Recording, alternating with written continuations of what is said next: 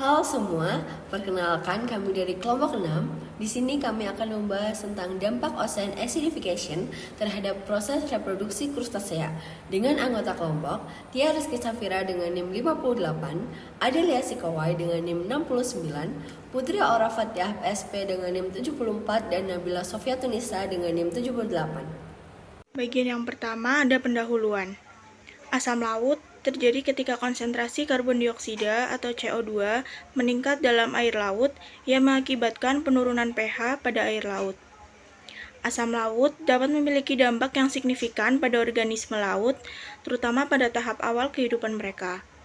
Penurunan pH air laut dapat mempengaruhi kemampuan organisme untuk berkembang biak dengan baik, serta mempengaruhi proses penetapan mereka di habitat yang baru. Hal ini dapat berdampak pada kelangsungan hidup populasi dan komunitas laut secara keseluruhan. Pengasaman laut juga berdampak pada proses reproduksi seksual pada invertebrata laut dan menyoroti kesenjangan penelitian saat ini. Yang pertama, pengaruh terhadap telur dan embrio. Perubahan pH air laut dapat mempengaruhi kondisi lingkungan tempat telur dan embrio krustasea berkembang. Kondisi lingkungan yang lebih asam dapat menyebabkan kerusakan atau kematian telur dan embrio. Hal ini dapat mengurangi keberhasilan reproduksi populasi krustasea. Yang kedua, yaitu perubahan pada metabolisme. Ocean acidification dapat mempengaruhi metabolisme krustasea, termasuk reaksi kimia dalam tubuh mereka. Ini dapat mengubah cara tubuh mereka mengelola energi dan nutrisi yang dapat mempengaruhi kesiapan reproduksi. Lalu yang ketiga, ada pertumbuhan larva. Larva krustasea dapat lebih rentan terhadap perubahan pH air laut karena mereka memiliki tubuh yang lebih kecil dan sensitif.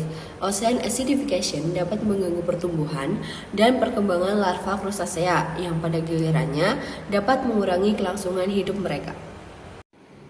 Dampak keempat terhadap proses reproduksi krustasea yaitu ketidakstabilan ekosistem. Krustasea adalah bagian penting dari rantai makanan laut, dan jika reproduksi mereka terganggu, ini dapat memiliki dampak berantai pada seluruh ekosistem laut. Gangguan dalam populasi krustasea dapat memengaruhi hewan yang memangsa krustasea dan hewan yang mereka makan. Bagian kesimpulan, ocean acidification dan krustasea. Ocean acidification dapat mempengaruhi proses reproduksi, pertumbuhan, dan tahap awal kehidupan krustasea. Penurunan pH air laut dapat mengganggu kemampuan organisme ini untuk berkembang biak dengan baik dan dapat mengganggu tahap awal perkembangan mereka, seperti dimulai dari larva. Nah, itu tadi pembahasan kita tentang dampak ocean acidification terhadap proses reproduksi krustasea. Sekian dari kelompok 6, semoga bermanfaat. Terima kasih, sampai jumpa.